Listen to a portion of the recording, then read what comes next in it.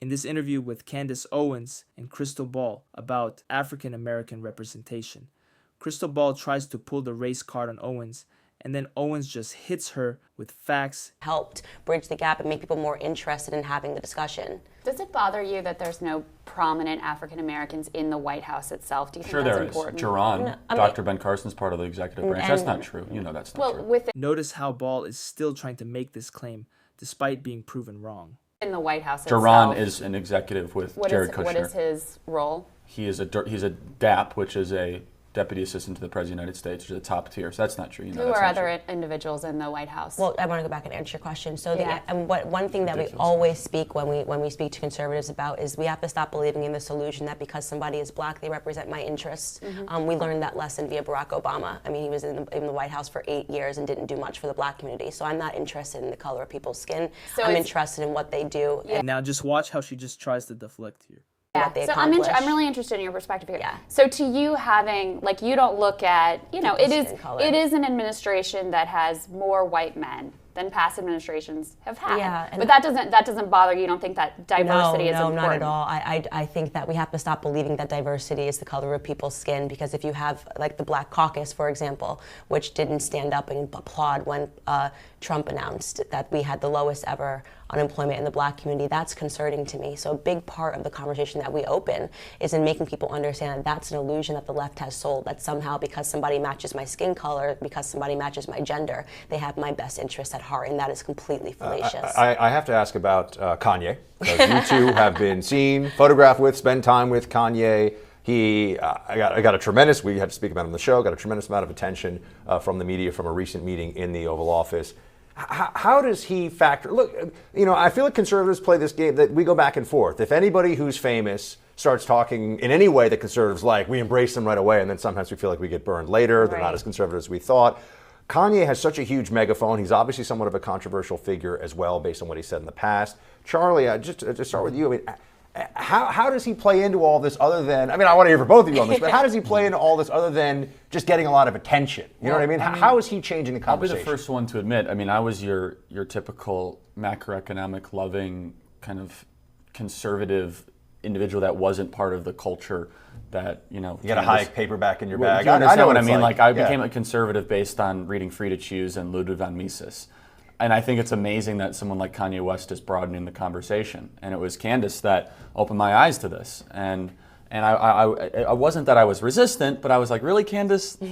Wait, what do you mean that we can? She said, no, you don't understand. From one of the first times I met Candace said, Charlie, Kanye West can change the national conversation around these issues. And I think that he's more of a Trump supporter than people gave credit. In fact, Candace is on record with our friend Dave Rubin saying this back in September of 2017, kind of predicting the Kanye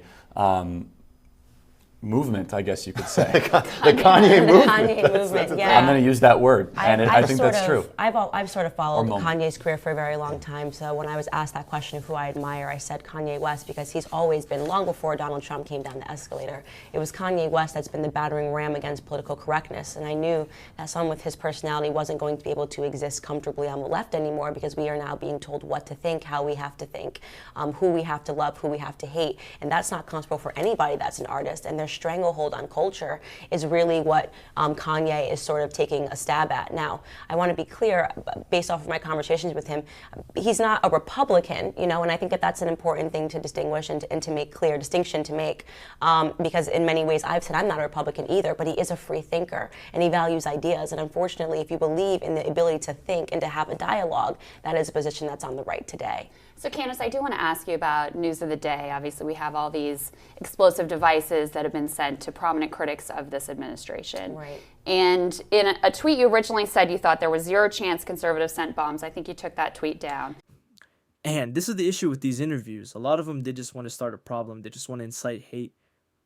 The tweet was already taken down. Why does it matter now? Tweet has taken down. She retracted what she says, but that's the problem with the Ball. She always wants to start an issue. She wants to bring up old hot topics that people didn't care for.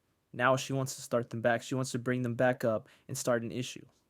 Yeah. But you later added, it isn't conservatives that are chasing people down in offices and restaurants. It isn't conservatives that have weaponized sexual assault as a means to political gain. I stand by my opinion that when it comes to political violence, the left is the likely culprit. That's correct. And that's completely true. You don't see right Antifa. You don't see far-right Antifa. Antifa's from the left side. You're seeing in Seattle, we have issues. Why? Because it's the left.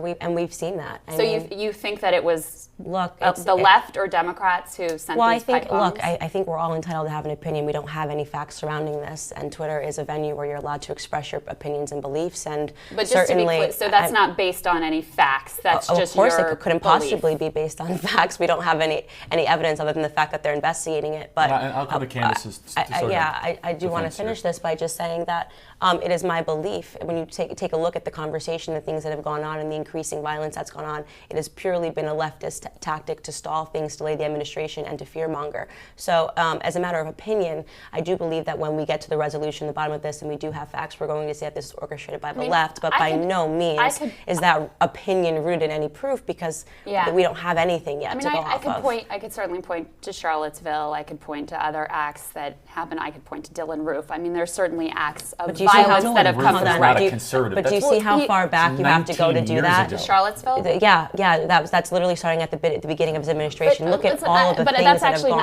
I just wanted to take a second and look at Kirk's face. This guy's completely over it. He's done with this conversation. He realizes this is a waste of his time. He just wants to go home. I don't want to have this debate, because ugliness can come from both sides. No, I'm just saying that you brought it up. But I do want to ask you, though. I'm just answering the question. I mean, you've got a big platform. I do. Right?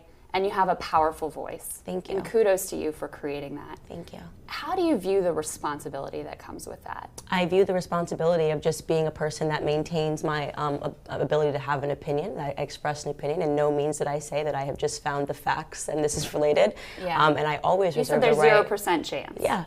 I said I'm going to go out and say that there is a 0% chance that this was sent by conservatives. I find all the things that are going on, the caravan of illegals, the packages that are being sent, Brett Kavanaugh's confirmation. And just to clarify, you think the caravan too was organized by Democrats? I find it to be incredibly suspicious timing to know that they are meant to get to the border on the day of the election. Again, this is not rooted in fact, but you do have to understand I am very much entitled to my opinion, and Twitter is my platform. Candace, I have one more. Just one more here, because I wanted to get to know you before you came on. Yeah. And I'm really interested in your perspective, because I think you're a fascinating person. Thank you. There was another tweet that said, the Democratic Party is comprised of racist white liberals. That is correct. Am I a racist white liberal? Well, let's go back. Again, with this race debate, what do you expect Candace to say? Is she just going to say, yeah, you're a racist?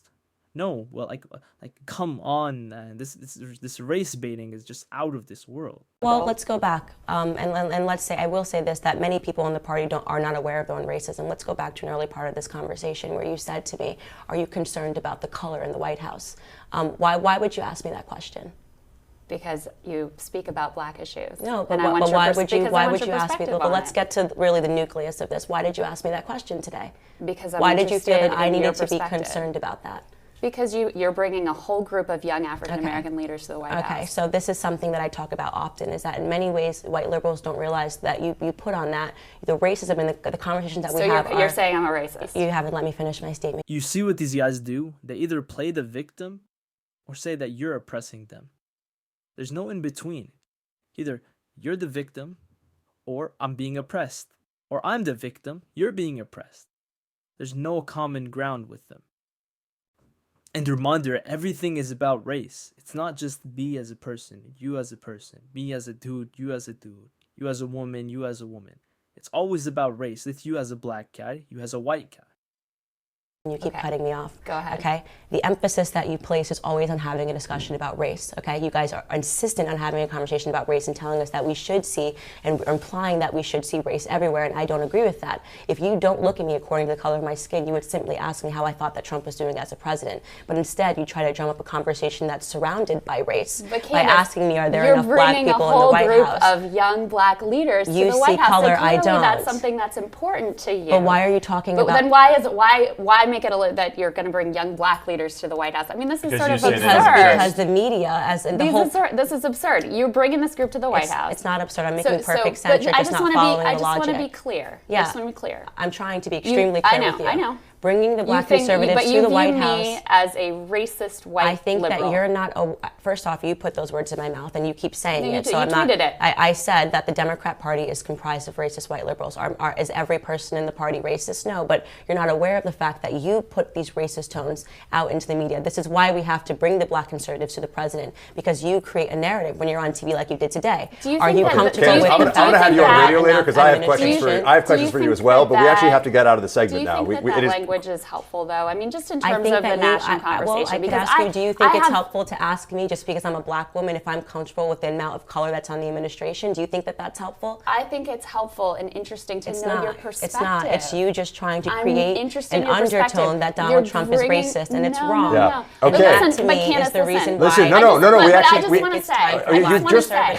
just want to say, you're looking at me on the basis of my skin color and making a bunch of, making a bunch of deductions. I did not. You said that, and we can run the tape back. You said that. Here's what I want to say. You quoted a tweet, and then you made it about you. I appreciate.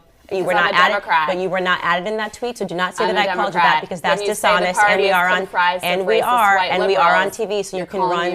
Okay, so I did not call you a racist. You're using the typical leftist tactic of trying to make yourself a victim, which is not something that I will accept. No, but we're actually well beyond time. Well, she's making herself a victim and pretending that I came here and called her a racist. So this is a typical leftist tactic. That we not demonize our opponents. And I think it's important that you not demonize my president. And one thing that I try very hard to do is to criticize the policies and criticize people who are in positions of power. I'm not sure how you were doing that by pointing out the color in the administration. But not to criticize the people who support the president. You literally spoke about skin color. Back and forth, back and forth, back and forth. Candace has said the same thing 4 times over, and Ball just still doesn't want to understand.